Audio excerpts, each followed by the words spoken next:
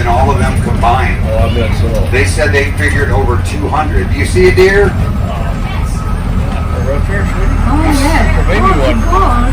Yeah, one got spots out there. I saw him yesterday. Oh, yeah. Had a doe out there and a little fawn. You guys see deer, I see turkey. Oh, yeah. Me too. Yep. Yeah, Sitting Bull is another pretty popular sheep. Oh, yeah. You guys, anybody get a chance to see the movie yet? I know, I haven't seen it yet. Check that movie out. It's 22 to 24 minutes. It's free. Very informative. Goes hand in hand with this.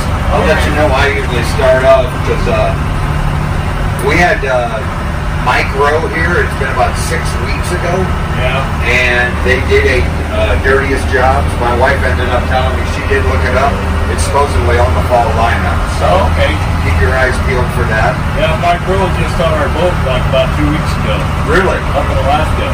Son of a gun. Yeah, I work on a fishing boat in Alaska and he was on there. Oh, that's cool. Yeah. I'd love that. I'd throw up a lot until I got used to it, but I'd love to do something. That's awesome. Oh, yeah. Alrighty, I'll start here with this big old hole in this mountain here. That actually started, they finished that in early 1970. They had to have it because this side of the mountains, just like back behind the uncut portion, it's straight up and down. Excuse me. They needed heavy equipment up there, so they ended up going through the backside because they already got a road that goes up much more gradually over on the backside. Said it took, like I say, a little under 2 years. He said it was the hardest work him and his boys had done up to that point in time. They removed more rock from that tunnel than all of Mount Rushmore together. You look right here. Originally, 1951 is when they did this painting up here, this white painting. Okay. It looked much more convincing than the old one. But that was the horse's head, and then they ended up blasting to get the excess rock off. Well, when they originally done it in 1951, Korchak's wife Ruth was back there, where we ended up just getting off the, got on the bus. She had a two-way radio and she had a rough sketch. Her husband Korchak's hanging off this mountain, 1-inch diameter rope. He had a two-way radio around his neck. He was carrying a 4-inch paintbrush and a 1-gallon paint can. Wow. And his lines in 1951 were 3 feet wide. Wow. 174 gallons of paint. And he was a ham because in the book I read, he goes, it was good and bad. He goes, the good thing was Ruth didn't ask for a second coat of paint. Yeah, that's good. So what are they going to finish that, you think? There is absolutely no way of telling that whatsoever. Oh, I bet not. I mean, here's how huge it is compared to Mount Rushmore.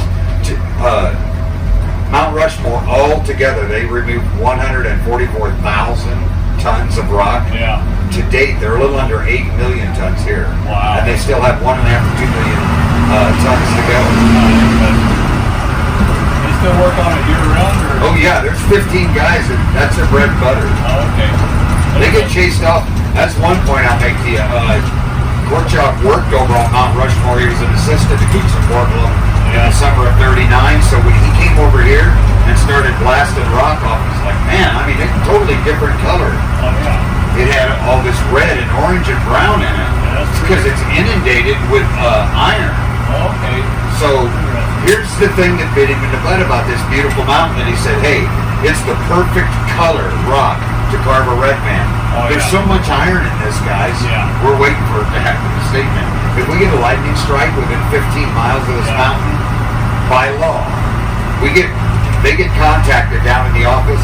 I'll get an announcement on my radio from the weather service. They got to come off the mountain. Oh, okay. Everybody comes down. You all get back on my bus. We go on back down to where we just loaded up. Yeah. We have to wait 1/2 hour. If we get another lightning strike, and they usually do, they start the half hour over. These guys said between May, June, July, August, because of the lightning season, they actually, when they look at their hours over throughout the year, they get more hours up there in the winter. Oh, I bet so. No lightning. Because the only thing that shuts them down in the winter is below zero, because everything up there runs on diesel fuel. Oh, okay. Interesting. On our way back out, we'll look over, right over in here is where he's buried. He's not buried, he's entombed. Okay. And his wife is buried outside. 2 of his daughters and 1 of his son-in-laws. Okay. Now, when you guys end up going and watching that movie, you're gonna end up finding out. They'll interview Casimir, one of Korchak's younger boys. He was up here, one of these, about even with the tunnel. I think it was on the backside though, and he was running this D6 Caterpillar. Said the brakes went out. He jumped off right before it left the mountain. This Caterpillar, in the book I was reading, Korchak was what was in a D9. Yeah. He said that was, he always called it Zeus. That was his biggest rig. Yeah. So he said he saw this thing cartwheeling down the mountain, and it landed on its tracks, Really? 90 feet down. Wow.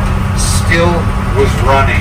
Wow. That's a testament to Caterpillar. Yeah, that's got it for you. That happened right over here on the backside. Wow. Casimir fell off. Korchak didn't see his boy. He's Yeah. like, my Casimir's dead. Oh, shit. So he was down over here. He fell quite a ways. They said it was the only dirt pile on the mountain. If you go watch the movie, they interview him. As soon as his dad saw that he was okay, Yeah. his dad goes, hey, you got that thing down here. Get it back up there. Yeah. That's good. My granddad do. I used to drive with my granddad. Is that right? Yeah. Right here on this turnaround, this is that Caterpillar, the D6, that Wow. took the flight. Wow. Didn't have no roll cage, nothing. No, and luckily so. Yeah. You know, I was thinking, boy, if it had a cab, Yeah. You wouldn't have got off there. that's the only road that goes up the mountain here too, y'all. Okay. Right up there, you can see how it goes up more gradually. Yeah. Workers are off on Saturday and Sunday. They actually, I think they work like 9 hours a day, Monday through Thursday, Okay. and come in Friday and get a half day in. Wow. Now, when Korchak showed up here from Connecticut in 1947, this was a brand new structure here, and there was 2 guys living here, a father and a son, and they was going to do some mining. Korchak worked everything out with him at all. They continued living there, and the son actually ended up going to work for him, drilling a few wells, and worked in the welcome center. The face detail on that thing's pretty cool. Oh yeah. Look how detailed that is. Can you lean it out on the viewing veranda? I'll be there just a couple minutes. See his face? Yeah. Oh, little job they go on the face, would he? Okay, just got something to give you. That quarry there, y'all. Uh-huh. We get a little over 1,000 acres here. I don't know how many miles of roads, but they ain't a bunch. Yeah. Every one of these roads here was built and maintained by what comes off this mountain. Wow, that's interesting. And one of the original boys, Mark, still does it. Oh, interesting. Let me get squared up here and give you a few more tidbits of information, then we'll jump off here and hang around for about 10-15 minutes. I got these business cards in here on the back. Some really nice looking rocks out here. Take whatever you want. Okay. On the back of the card, it'll have by color the minerals that you'll find in the rock, in case you want to know. I got rock tumblers. I like those. Oh, I'd like to try that on some of these rocks. Oh, yeah. All right. You think you'd find some, but Probably to take clean them. could be, yeah. I get my uncle finds them all the time. I mean, he's driving down the road 30 mile an hour. Oh, there's the railhead. I still never found one. I've seen guys find them like that after they end up plowing back home in Illinois, and then you get a good rain, wash this stuff off. Or the creek bed's a good place. Oh yeah, there too. Because you know that's where they was living, man. Oh, for sure. Well, everything washes down to the creek bed too.